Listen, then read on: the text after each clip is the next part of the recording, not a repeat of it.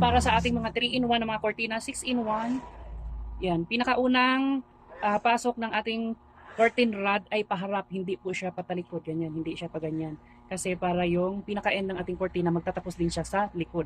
Ito, ganyan siya. Unang tusok sa harap. Yan, sundan lang natin siya.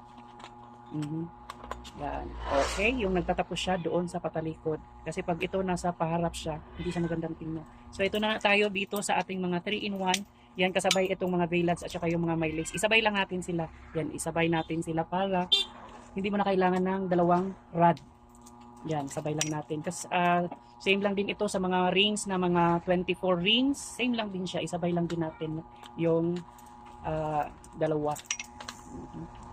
Yan, ganyan, sabay. So, nagtapos ulit siya dito sa patalikod. Dito tayo, dadayo na tayo sa ating pinakahuling kurtina.